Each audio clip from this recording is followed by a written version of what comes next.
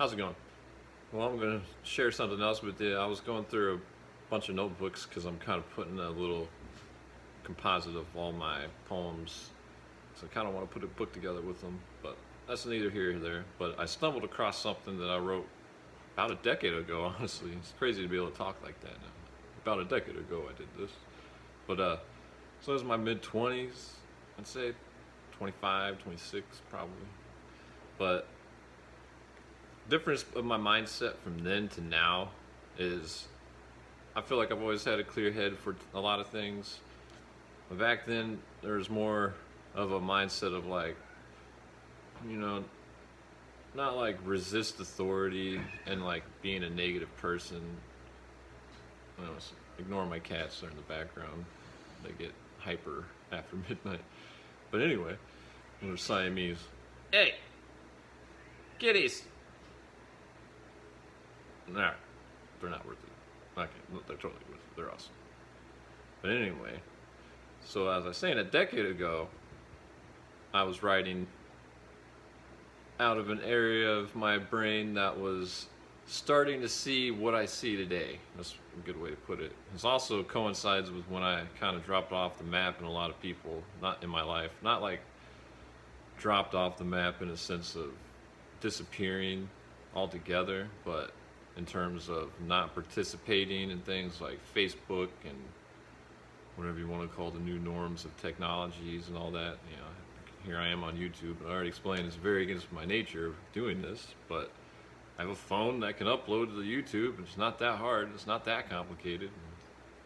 All I got, see those books in the background are pretty much my best friends, but I know that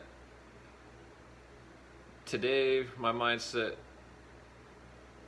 really enjoys this for some reason what I wrote. I mean, obviously I wrote it out of a place in my own head, so it's all for me, but like what I mean is it's really relevant to today. And with all the I know that I left Facebook mainly because of like presidential debates and just seeing all my friends just bickering, falling for everything that was what I was screaming. I'm like, this is what we are needing to avoid, and yeah, this is what's making the world go around now, is argue our way through things, be so sure, but so many opinions of that clashing with one another. It's just an ingredients for disaster, and it's an ingredients for distraction for something sinister, if you ask me. But anyway, interestingly enough, I called this Manipulated Evolution. Pretty cool name, I guess. But I'll give it a little go. Here we go. I've been wrecking my brain and reckon I'm going insane because I see this evil hiding in plain sight. And it's been threatened with pain while it's been set in the stage, so in the glory of a name, we fight. And it's been cast in debate while outcasting with hate, but always has that claim, I'm right. Please understand, I'm not trying to form a revolution, I'm more trying to inform you of an illusion. It's something that is right in front of our eyes. It's living in the obvious deceptions and the corrupted lies. It's spawning systems of proud nations that firmly stand behind all of the arguments and chaos that clouds their minds. And everyone seems so eager to stand up to the injustice, all while the corrupted leaders just smugly say, trust this. And so this game continues to flow, and as negativity takes a firm grip of control, it exposes more violence for our awareness to grow. Do you really understand the powerful force behind vibration? It's life's crucial foundations and representations of all this relation within this creation. This creation of civilizations supposedly designed to be equal and pure. Instead, I've observed an authority claim to be divine and manipulate nature, essentially creating suppression as a disease and to enforce sovereignty as a cure. So please listen carefully to all the words being spoken in your ears, and make sure to keep your focus of discernment strong, steady, and clear, and dismiss this tolerance of indifference and fear. For each negative story we choose to debate and devour, 20 stand in its wake for the very next hour. And every time we choose to argue about those negative things, the real evil is promising a false hope for change. But the only way that this change can effectively happen is for all the masses to collectively rise above those distractions, because we are too evolved to be a puppet on a stage and far too free-minded to be contained to a single ideology's cage. So, what should we do? Well, maybe we should choose to steer away from all that feeds our anger, because we should never be afraid to encounter a stranger. And ironically, the governing systems seem to thrive from the presence of fear or danger.